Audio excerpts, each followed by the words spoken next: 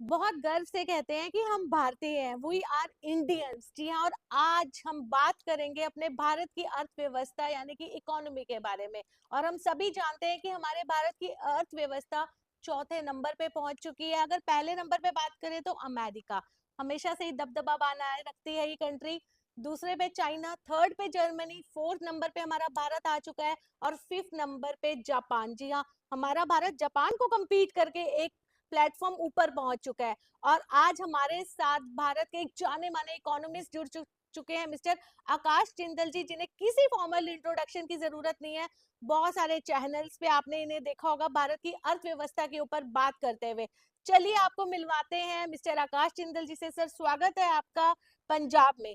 Sir, आज बात करते हैं भारत की अर्थव्यवस्था। सर, बहुत सारे ऐसे र्यूमर्स हैं जहाँ पे एक तरफ तो हम बात करते हैं कि भारत की अर्थव्यवस्था चौथे नंबर पे है, लेकिन कई लोगों का कहना है कि वो अभी भी स्टिल सातवें नंबर पे है, लेकिन कई लोग ये भी कहते हैं कि अभी भी 19वें नंबर पे है। तो बीइंग एज अ इकोनॉमिस्ट, आज आप सच्चाई बताएंगे सारे दर्शकों को कि हमारी भारत की अर्थव्यवस्था कौन से रैंक पे है।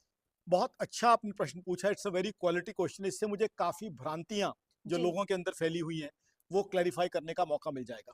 देखिए, अर्थव्यवस्था मेजर करने का मापदंड क्या होता है, हम्म। बैरोमीटर क्या होता है।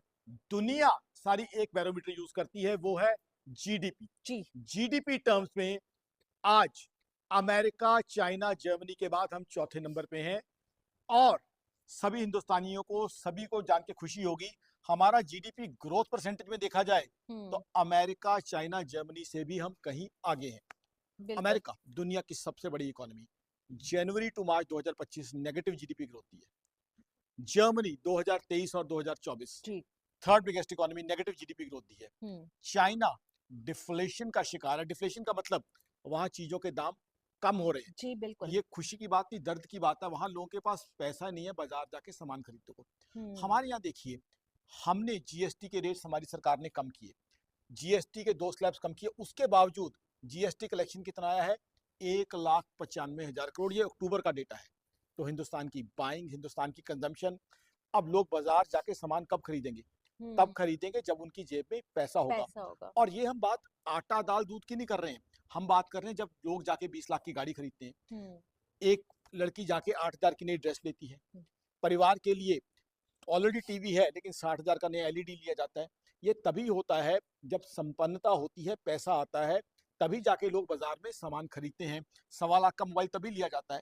तो कहीं ना कहीं बिल्कुल। आम आदमी के पास भी ये जाहिर हो रही है, ना सिर्फ डेटा दिखा रहा है ग्लोबल, बल्कि आम हम्म। आदमी का लाइफस्टाइल 20 साल पहले में कितना चेंज आया वो दिखा रहा है कि बिल्कुल सर। हिंदुस्तान में किस तरह की प्रॉस्पेरिटी है। बिल्कुल सर, ग्राउंड लेवल पे ना कुछ हमारे दर्शक ऐसे हैं, कुछ ऑडियंस ऐसी है जो आपसे जानना चाहेंगे कि जीडीपी एक्चुअली बेसिकली क्या है, जीडीपी कहते किसको है, क्योंकि कई लोगों को नहीं पता। सिर्फ नाम पता है, जीडीपी 7% तक बढ़ चुकी है हमारे भारत की, लेकिन जीडीपी क्या है हम चाहते हैं कि आप सारे दर्शकों को क्लियर कीजिए। देखिए, जीडीपी का मतलब बड़ा आम शब्दों में बताऊंगा, ग्रॉस डोमेस्टिक प्रोडक्ट, बिल्कुल आम भाषा में। अगर आप सड़क पे खड़े होके हम्म। चाय वाले भैया से 15 रुपए की चाय पीते हैं तो वो जीडीपी में ऐड हो रहा है। हम्म। अगर आप दाल का एक पैकेट बाजार से खरीद के ला रहे हैं 200 रुपए का, तो वो जीडीपी में ऐड हो रहा है। अगर आप नया बाइक ले रहे हैं 80,000 रुपए का, वो जीडीपी में ऐड हो रहा है। यानी जो भी इकोनॉमिक एक्टिविटी होती है, हम्म। जो भी कामकाज कारोबार होता है, उसका टोटल। अब कारोबार कब होगा? जब लोगों की जेब में पैसा होगा। पैसा होगा। लोग यहाँ से घूमने जाते हैं, मनाली घूमने जाते हैं, लोग यहाँ से और जगह घूमने जाते हैं, हिंदुस्तान से बाहर घूमने जाते हैं, कब जाएंगे वो? जब उनकी जेब में पैसा होगा। तो पैसा। जब आप एग्जाम्पल के लिए मनाली आप घूमने जा रहे हैं लुधियाना से, तो आपने यहाँ से टैक्सी हायर की, हम्म। वो जीडीपी में ऐड करेगी। वहां जाके आपने होटल हायर किया, वो जीडीपी में ऐड करेगी। वहां जाके आपने कॉफी पी, आइसक्रीम खाई, एक एक चीज जीडीपी के अंदर ऐड करेगी। वहां से आप जो है अपने परिवार के हम्म। लिए कुछ तोहफे ले आए, तो सब कुछ वो जीडीपी में ऐड होता जाएगा। सर, एक चीज और, अगर हम अपने बैंकिंग या नॉन बैंकिंग कंपनीज की बात करें तो आज जो लोन फैसिलिटी है उसके ऊपर भी इंटरेस्ट रेट काफी कम हो चुका है, तो लोग काफी खुश है। उनको लगता है कि इजी टू अप्रोच, हम अपने घर में 45-52 इंचेस की एलईडी बहुत इजीली लगा सकते हैं, एक कार कहीं ना कहीं हम अफोर्ड कर सकते हैं। तो सर, कहीं लग रहा है कि लोगों के ऊपर ये एक बर्डन भी पड़ता जा रहा है, साथ ही साथ की फैसिलिटीज बहुत मिल रही है, लेकिन एक बर्डन भी साथ ही साथ बढ़ता जा रहा है कि इंटरेस्ट कैसे पे आउट करेंगे वो। देखिए, ये आपने बहुत ही एक मेच्योर्ड बात कही है। इसमें बैलेंस बना के चलना बहुत बहुत जरूरी है। जरूरी है जी। देखिए, आप जरूर अपनी इच्छाएं पूरी कीजिए, परिवार के शौक भी पूरे कीजिए। परिवार को जो है, अगर हम्म। आप एक बाइक चला रहे हैं, पत्नी की इच्छा है, बच्चों की इच्छा है, बुजुर्ग माँ बाप की इच्छा है कि गाड़ी आ जाए, बिल्कुल। धूप से बचाव हो जाए, बारिश से बचाव हो जाए, तो गाड़ी की तरफ जरूर जाइए। लेकिन क्या 40 लाख की गाड़ी लेना जरूरी है, या 6 लाख की यस। गाड़ी धूप से प्रोटेक्शन देती है, बारिश से प्रोटेक्शन देती हम्म। है? साथ ही साथ आप माँ बाप को मंदिर लेके जाना है, गुरुद्वारा लेके जाना है, उसमें लेके ब्यूटीफुल। जा सकते हो, बच्चों को स्कूल से ला सकते हो। तो इसलिए आप एक बैलेंस बना के चलिए, लाइफस्टाइल बढ़ाइए, बट हम्म। उतना जो आप आराम से चुका सके, क्योंकि आपकी माँ पिताजी भी तब खुश होंगे जब वो देखेंगे कि बेटा आराम वाओ। से उस गाड़ी को अफोर्ड कर पा रहा है। अगर कल को किस्त देने में दिक्कत आएगी, जी। तो सबसे पहले परेशानी माता पिताजी को और पत्नी को होगी। तो बिल्कुल आप बोरोइंग कीजिए, दुनिया का असूल है, बट उतनी कीजिए जिसे आप एफर्टलेसली पे कर सके। This is the best reply reply ever heard. Sir एक चीज और, आज जो हम रेट देख रहे हैं गोल्ड का, पीछे जो हमने देखा एकदम पीक पे, थोड़ा आप डाउन आ गया है, लेकिन हमारी जो इंडियन मेंटालिटी है ना वो बड़ी स्मार्ट है। वो इन्वेस्टमेंट में बिलीव करती है, तो उनको लगता है कि हम प्रॉपर्टी परचेज कर ले, वो हमारी एक इन्वेस्टमेंट हो जाएगी, गोल्ड परचेज कर ले हमारी इन्वेस्टमेंट हो जाएगी। सर रेट्स लेकिन पीक पर है, उनके बारे में हम बात करना चाहेंगे कि किस तरीके से हमारी इंडियन गवर्नमेंट को इन चीजों से फायदा होता है। देखिए, बहुत अच्छा आपने प्रश्न पूछा। सबसे पहले तो गोल्ड की बात करूं, गोल्ड के रेट अभी और बढ़ेंगे जो इन्वेस्टमेंट के हिसाब से देख रहे हैं। कारण क्या है? गोल्ड की जो एग्जिस्टिंग माइंस है उनकी एक्सट्रैक्शन कैपेबिलिटी कम होती जा रही है, हम्म। नई माइंस की डिस्कवरी उतनी नहीं हो रही, जी। और गोल्ड की डिमांड बढ़ती जा रही है। हम तो यहाँ आभूषण के रूप में सोना खरीदना पसंद करते हैं, बट चाइना जैसी इकोनॉमीज एक हेज के रूप में गोल्ड परचेज कर रहे हैं। तो सिंपल सी बात है, हम सब जानते हैं डिमांड सप्लाई, डिमांड बढ़ती जा रही है, सप्लाई उतनी नहीं है। तो इसलिए सबसे पहले तो इंडिविजुअल के हिसाब से, अगर आपकी पत्नी सोने के आभूषण चाहती है, तो आकाश जिंदल की सलाह है, आपकी पॉकेट अफोर्ड करते हैं, जरूर दिलाइए। हम्म। पहले तो पत्नी खुश हो जाएंगी, परिवार की सोशल इमेज बढ़ेगी। तीसरा, बहुत अच्छी इन्वेस्टमेंट है। मान लीजिए 15-20% आपके मेकिंग चार्जेस या ये हम्म। लग भी गए, लेकिन 5 साल बाद आप मुस्कुरा रहे होंगे, पत्नी भी खुश होंगी, साथ में एप्रिसिएशन भी जो है बहुत अच्छा हो गया, क्योंकि 5 साल पहले जिन्होंने ज्वेलरी ली थी वो हम्म। खुद याद कर रहे होंगे। फिर हमारे यहाँ तो शुभ भी माना जाता है सोना शगुन के रूप में देना लेना। तो इसलिए गोल्ड एक अच्छी इन्वेस्टमेंट है, परिवार की सोशल वैल्यू भी बढ़ाता है, पत्नी को भी खुश करता है। तो मेरे हिसाब से तो परचेज करना चाहिए अगर आपकी पॉकेट अफोर्ड करती है। और जब आप गोल्ड ज्वेलरी के रूप में लेते हैं, तो मैं ये बताता हूँ उसमें क्या है, ऑटोमेटिकली लॉन्ग टर्म होल्डिंग आ जाती है, क्योंकि क्या हम्म। है, इमोशनल कनेक्ट हो जाता है हमारे यहाँ बिल्कुल सर। कि हम्म। मेरे को शादी के समय जो है ये तोहफा मिला था, अब मैं ये तोहफा अपनी बहू को पहनाऊंगी, यस। या ये मेरे को जो है एंगेजमेंट पे मेरे होने वाले पति ने दिया था, हम्म। मैं इसे अपने दिल के करीब रखूंगी। तो जब लॉन्ग टर्म के लिए रखा जाता है उसमें एप्रिसिएशन भी आ जाती है, हम्म। क्योंकि लॉन्ग टर्म होल्डिंग गोल्ड की आपको अच्छी एप्रिसिएशन देगी। ब्यूटीफुल। तो इसलिए गोल्ड आप बार के शेप में ले, कॉइन के शेप में ले, इवन ज्वेलरी के शेप में लेते हैं, तो मेरे हिसाब से इट्स अ गुड इन्वेस्टमेंट। बिल्कुल। सर अगर हम अपने भारत की बात करें, चौथे नंबर पे जो अर्थव्यवस्था पहुंच चुकी है, सर जो हमारे डेटा बता रहे हैं, और कहीं ना कहीं हमारी जो इंडियन लोग हैं वो काफी खुश है। अब अब्रॉड में भी कहा जाता है कि इंडिया में रहना सबसे ज्यादा बेस्ट है, क्योंकि यहाँ के जो लोग हैं वो इन्वेस्टमेंट में भी बिलीव करते हैं, साथ ही साथ एक अच्छा लाइफस्टाइल वो अडॉप्ट करते जा रहे हैं, जस्ट बिकॉज ऑफ जीडीपी, बढ़ती हुई जीडीपी रेट के कारण। लेकिन सर जो हमारा भारत है वो सबसे ज्यादा एग्रीकल्चर पे सबसे ज्यादा निर्भर है। उसको लेके आप क्या कहेंगे कि जो हमारी इंडिया की तस्वीर है वो आने वाले टाइम पे सारी कंट्रीज किस तरीके से देखेंगी? देखिए, बिल्कुल आपने सही कहा, हमारा भारत कभी एग्रो बेस्ड कंट्री था, लेकिन अब थोड़ा थोड़ा शिफ्ट होता जा रहा है। अब प्राइमरीली सर्विसेज हमारी जीडीपी का सबसे बड़ा हिस्सा है, हम्म। मैन्युफैक्चरिंग है, एग्रीकल्चर है। तो देखिए, दुनिया के दस्तूर के हिसाब से हमें भी चलना पड़ेगा। आज जब हम अमेरिका और चाइना के साथ मुकाबला कर रहे हैं, तो कहीं ना कहीं हमें भी मैन्युफैक्चरिंग में उनके हम्म। बराबर पहुंचना होगा। सर्विसेज में हम काफ़ी आगे हैं, तो कहीं ना कहीं तरजीह उस तरफ है कि हम्म। सर्विसेज में हम आगे बढ़े, मैन्युफैक्चरिंग में आगे बढ़े। आत्मनिर्भर Bharat, make in India, make for world, उन चीज़ों की तरफ हम आगे बढ़ रहे हैं। हम्म। एग्रीकल्चर और एग्रीकल्चरिस्ट पे हमें नाच है, बिल्कुल वो सर। हमारे देश की शान है, हम उनका हम्म। बहुत सम्मान करते हैं। बट साथ ही साथ दुनिया के साथ हमें हाथ मिला के चलना पड़ेगा, क्योंकि आज हमारा मुकाबला छोटी मोटी कंट्री से नहीं है। We are hmm. Competing with Americas and China of the world. Yes. तो हमें उनके तरह के वर्ल्ड क्लास मैन्युफैक्चरिंग प्लांट लगाने होंगे, जिसकी तरफ हम ऑलरेडी बढ़ रहे हैं, ताकि हम जो है उनसे आगे निकल सकें। आज देखिए, इंग्लैंड और फ्रांस से आगे निकल चुके हैं, जापान से आगे निकल चुके हैं। अब जर्मनी नेगेटिव जीडीपी ग्रोथ दिखा रहा है, तो हमारे पास तो मौका है हम्म। थर्ड बिगेस्ट इकोनॉमी बनने का। यस। मैं ग्लोबल फोरम में जाता हूं तो आपको बताता हूं, 10 साल पहले वो सम्मान मुझे नहीं मिलता था, आज जो मिलता है, क्योंकि एक हिंदुस्तानी हूं। हम्म। मुझसे पूछा जा रहा है कि जनाब, कोविड के बाद हम्म। दुनिया भर की इकोनॉमीज में स्लो डाउन आया, हिंदुस्तान कैसे बढ़ता जा रहा है। कैसे तो बढ़ता मुझे जाता बड़ी खुशी होती है एक हिंदुस्तानी के रूप में कि आज ग्लोबली मुझे वो सम्मान मिल रहा है कि हमारी इकोनॉमी लगातार बढ़ती जा रही है। तो कहीं ना कहीं हिंदुस्तान तरक्की की तरफ जा रहा है, और हिंदुस्तान जब तरक्की करेगा हर एक को फायदा होगा। फायदा सिर्फ ये नहीं है कि बहुत पैसे वाले को होगा, इवन जो हम्म, मेरा रिक्शा चलाने वाले भाई है लुधियाना में, हिंदुस्तान की तरक्की होती है तो 600 रुपए की कमाई उसकी 800 रुपए की हो जाती है। बिल्कुल। इवन मेरी जो बहन लुधियाना के घरों में जाके पार्ट टाइम काम करती है, जब देश में प्रॉस्पेरिटी आती है तो उसकी मंथली इनकम भी बढ़ेगी। तो यस, ये पॉइंट। इंक्लूसिव ग्रोथ है, जी sir.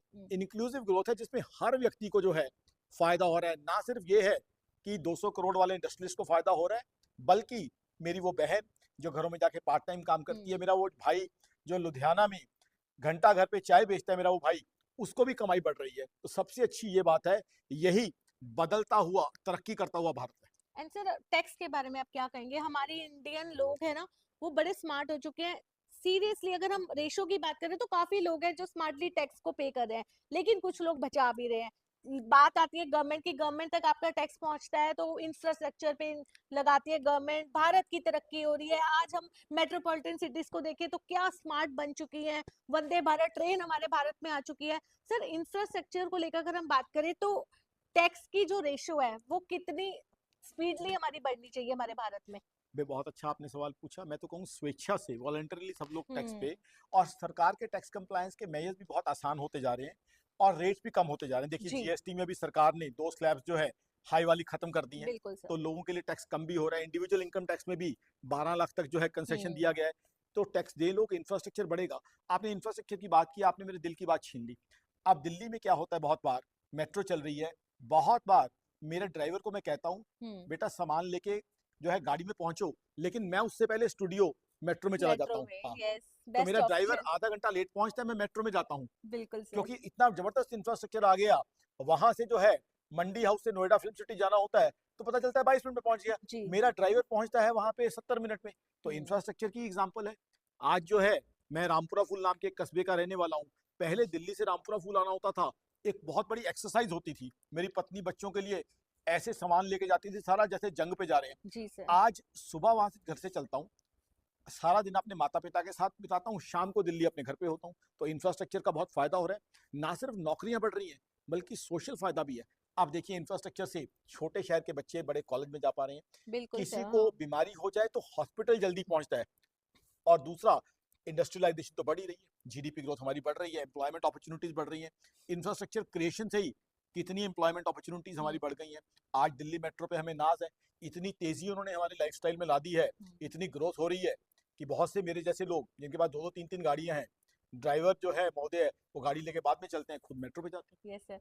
And sir what do you want to say about real estate sector? Property में लोग जो इन्वेस्ट कर रहे हैं उससे हमारी इंडियन गवर्नमेंट को कितना फायदा हो रहा है? डेफिनेटली हमारी इंडियन गवर्नमेंट तक जो टैक्स पहुंचता है, जैसे हमने पहले बात की कि हमारी इंडियन गवर्नमेंट हमारे भारत के ऊपर ही लगा रही है वो सारा पैसा, तो प्रॉपर्टी में इन्वेस्ट करना कितना लोगों के लिए बेनिफिशियल है? Investment in property is going to be highly beneficial for people. Hmm, Number one, if you are investing in land, the land is going to grow immensely. Why so? Because land is one commodity where supply is limited. You can't manufacture more land. Hmm, See, you can't manufacture. The land is limited.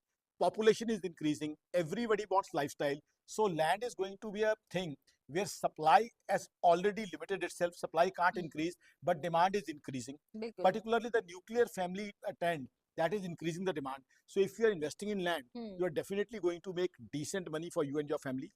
Plus, purchasing of land, what it means is government gets a lot of transfer duty. State governments, they get transfer duty. And if you buy flats, then GST is also there. GST. Hmm, Plus, whenever you sell land, the profit, the income tax, it goes to the income tax. So buying of land as an hmm, investment, I think it's a very good idea. We have already seen people who had bought land 5 lakh, 10 lakh. Now the land is worth 2 CR. If you ask me as a Delhiite, I have got my friends who purchased land for 20 lakh rupees. Now they are having buyers for 7 crore rupees. हम्म, तो वो इतना उनके पास पैसा आ गया कि अपने बच्चों को विदेशों में भेज के बिल्कुल they sir. are giving them higher education. Hmm, So I think buying land is a very good investment opportunity. I'll say diversify your portfolio. Have some land in your portfolio, have some gold in your portfolio, plus have some stock market instruments to diversify your portfolio. Hmm, Then you can have a real growth and also balance your expenditure and investment. Have lifestyle, hmm, enjoy lifestyle, take your wife out for shopping, but Wow. have a balanced Balance. portfolio. Yes, sir. It's very important Hmm. because my wife also watches your show, and I have to go home in the evening.